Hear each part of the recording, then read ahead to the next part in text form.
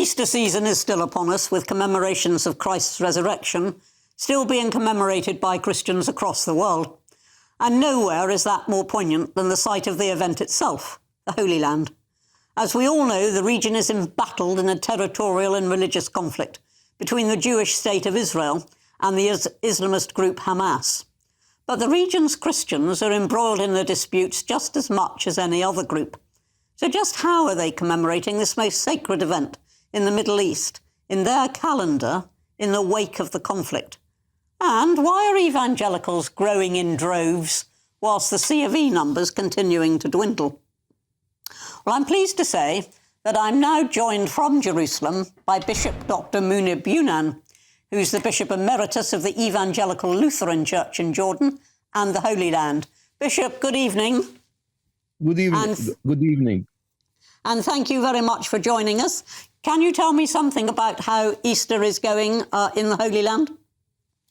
Well, I think, we are celebrating now the Western, Easter. Still in 5 months, will be celebrating the Orthodox, which takes, of course, is a calendar issue. Now, this year it was a special one because we are living in the war situation. So the Israeli authorities did not allow, Christians from the West Bank to enter to Jerusalem in order to celebrate with the other Christians. For example, the traditional Palm Sunday procession, which starts from Beit Faji through Gethsemane to St. Anne.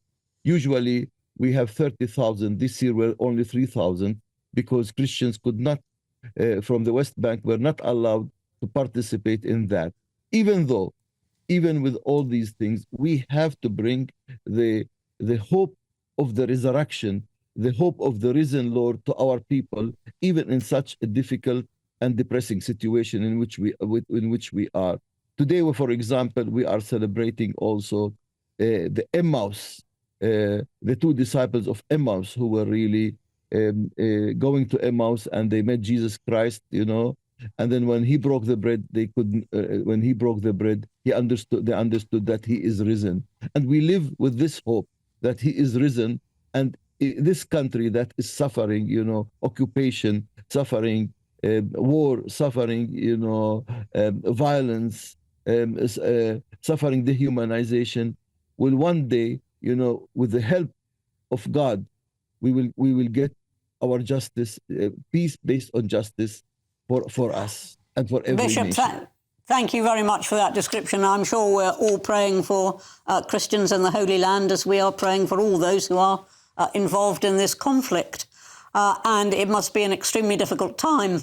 Can I just ask you something else? In this country, the evangelical churches are doing really rather well. The established church in this country, the Church of England, the congregations are dwindling. Do you know, or have you any ideas why that would happen? Why is it increasing in one area, decreasing in another? Well, there are. When you speak about evangelicals, there are 3 kinds of evangelicals. There are the mainline evangelicals, like Lutherans, Anglicans, Methodists, Presbyterians. Yeah. There are also evangelicals like the Baptists, who are ecumenical and who join us also in World Council of Churches. And there are those who are really, there are the evangelicals or the evangelistic groups that are non-ecumenical, and, they are spreading everywhere. Now, what is the reason for that? It's difficult exactly what to say with the reason. Maybe sometimes they have, a clear cutting, decisions on certain social ethical issues, which sometimes our churches, mainline churches, do not have like them.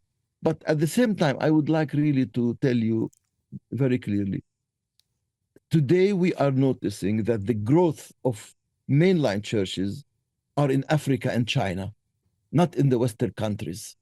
And the future of Christianity will be in Africa and China. And that's the reason we have to see that, for example, the two largest churches today for us Lutherans in the world are in Ethiopia and in Tanzania.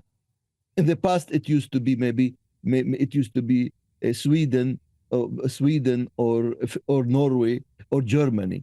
You can see that things are moving. At the same time, we are not ashamed to preach the gospel of Christ to everybody.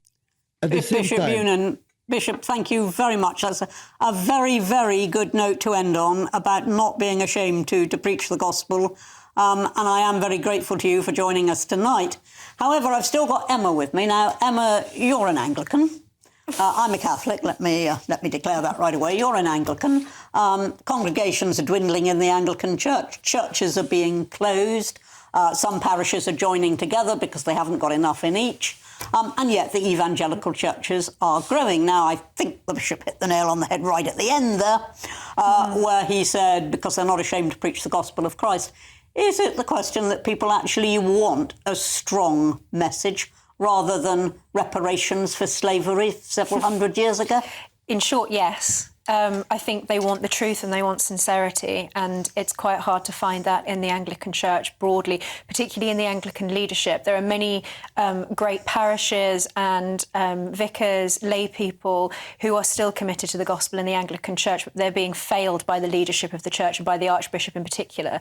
And I think that the bishop touched on this there, perhaps without necessarily meaning to. When you look at the state of persecuted Christians around the world, Christians in the Holy Land or Christians in Africa, and also in China, where they are also persecuted, there is a forcefulness. And in Arabic countries. And absolutely, particularly in the Middle East, where Christians have been all but wiped out. I mean, if you look at the numbers, the dramatic decrease in the population of Christians in the countries where their communities were originally founded. But just to say very, very briefly that actually that sincerity of belief, holding on to your faith against persecution, I think that when you contrast that to the Anglican Church that has become, the leadership has become extremely laissez-faire, I think the word you're looking for is complacent. Complacent, absolutely. It's complacent. Yeah, absolutely. And that complacency has grown over the last 3 or 4 decades. This They're is shy. an established church, it can rest on that. It doesn't have to go out and it doesn't have to actually recruit its followers. It's cringing rather than confident about the gospel, and that's what the church needs to be. And they think that is what dissuades young people, but actually it's what attracts young people.